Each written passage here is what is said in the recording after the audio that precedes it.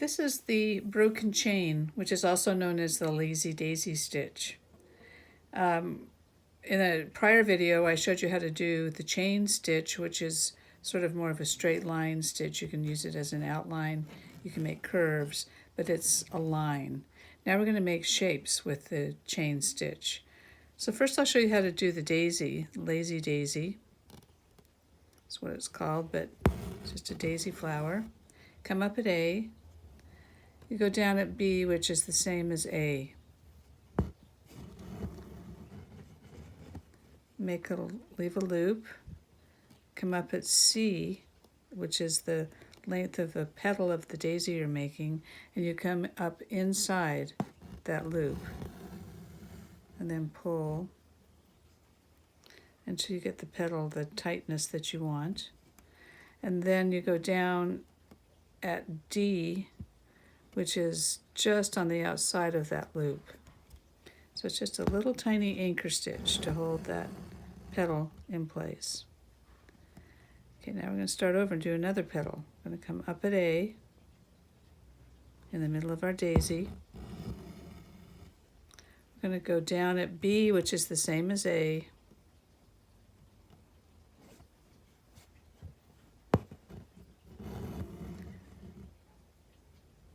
Leave a loop. And then come up at C, which is the length of the petal that you want to make. Come up inside the loop. Pull it the tightness that you want.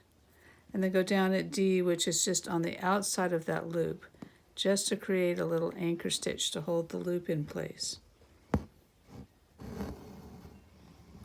That's really all there is to it. I'll finish the daisy off. We're going to come up at A, make a loop, go down at B, same as A,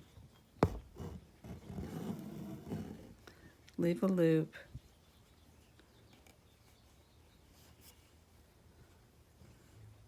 come up at C,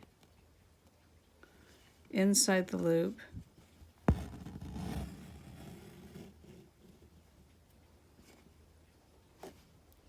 and then down at D, just outside the loop to make the anchor stitch.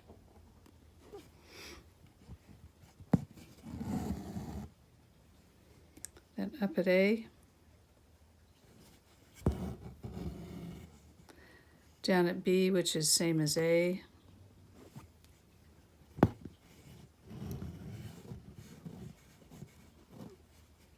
leave a loop, come up at C, inside the loop,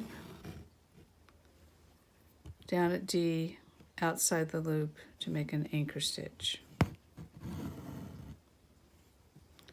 Up at A,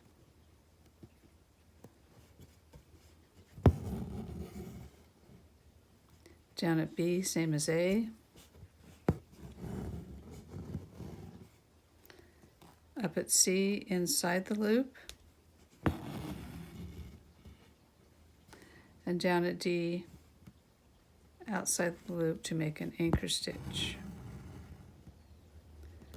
And then up at A again,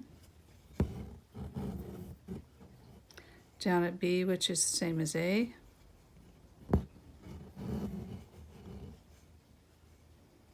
up at C, inside this loop,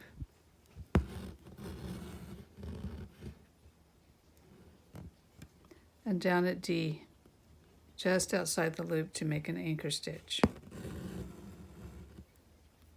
And that is your daisy. Now the other thing that the broken chain can be used for is making sort of a fill stitch.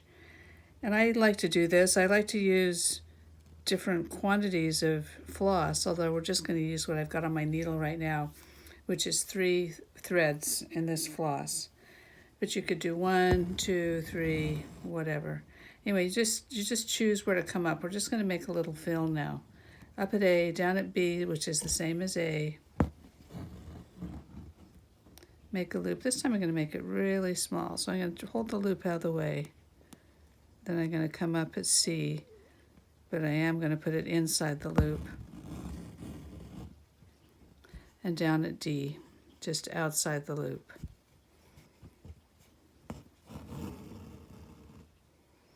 And then I'm going to come up at A.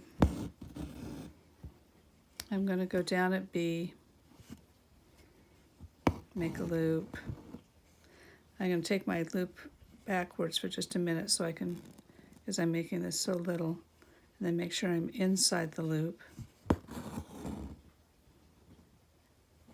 And then down at D, outside the loop.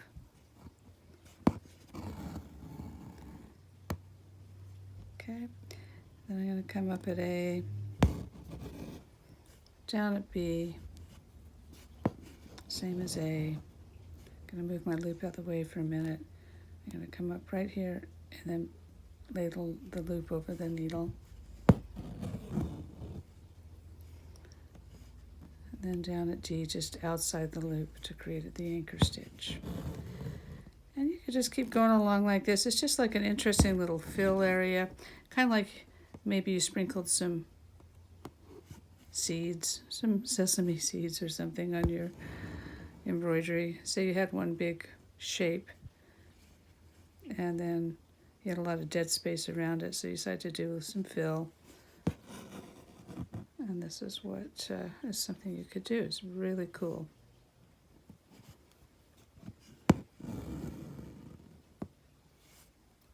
We'll do one more. Up at A, down at B, which is the same as A.